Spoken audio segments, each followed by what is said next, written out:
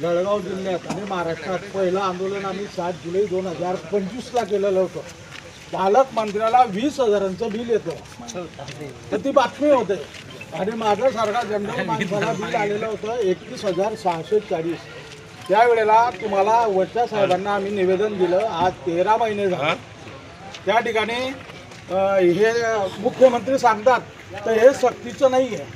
ज्या वेळेला माझ्या गावामध्ये आम्ही विरोध केला, तुम्ही स्वतः आले, राम मंदिरमध्ये मीटिंग घेतली आणि ज्या ग्राहकांनी विरोध केला भाऊ, तर त्या ठिकाणी पोलीस संरक्षणामध्ये मीटर बसवले गेले. तर तुम्हाला तसं GR आहे का ते तुम्ही या ठिकाणी सांगायचं हे सक्तीचं आहे. मग आम्ही वरच्या लेवलला तसं आंदोलन करू.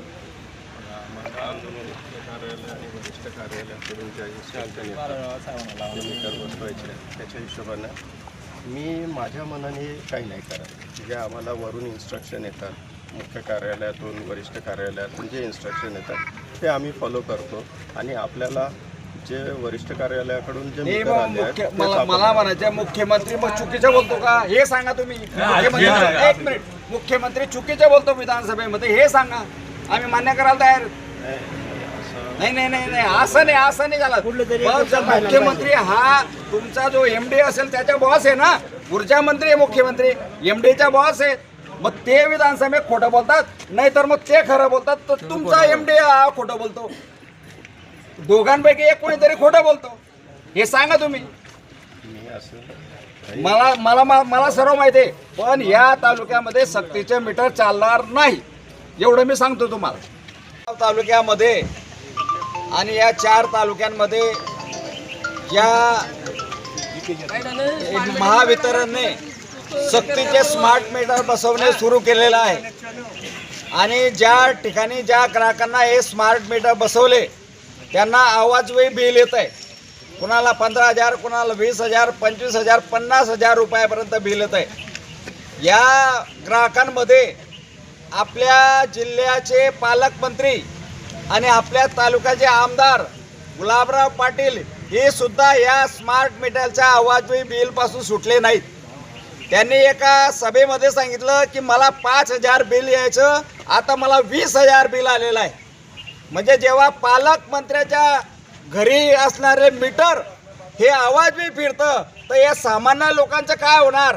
सामान्य लोकांचं बिलसुद्धा अशाच प्रकारे आलेलं आहे.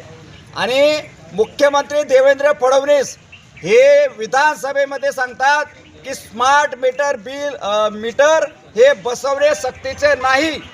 ज्यांनी संमती दिली, ज्यांनी हो म्हटलं त्यांच्याच घरी हे मीटर बसवले जाईल असे मुख्यमंत्री देवेंद्र फडणवीस आणि ऊर्जा मंत्री स्वतः यांनी त्या ठिकाणी विधानसभेमध्ये शिवसेनेचे आमदार ॲडव्होकेट अनिल परब यांच्या प्रश्नाला उत्तर देताना सांगितलेलं आहे. या ठिकाणी कार्यकारी अभियंता असतील, उपकार्यकारी अभियंता असतील, यांना सांगणं आहे की सक्तीचे मीटर बसवायचे नाही आणि बसवण्यात आल्यास आम्ही बसवू देणार नाही. आम्ही त्या ठिकाणी गावामध्ये असेल, खेड्यामध्ये असेल, आम्ही त्याला विरोध करणार. मग आमच्या अंगावर केसेस झाल्या तरी चालतील, परंतु MSEBचे मनमानी आणि दादागिरी आम्ही खपवून घेणार नाही. आणि हे सक्तीचे मीटर बसवणं बंद केलं पाहिजे अशी आमची शिवसेना उद्धव बाळासाहेब ठाकरे या पक्षाकडून आणि संबंध नागरिक या ठिकाणी आलेले आहेत.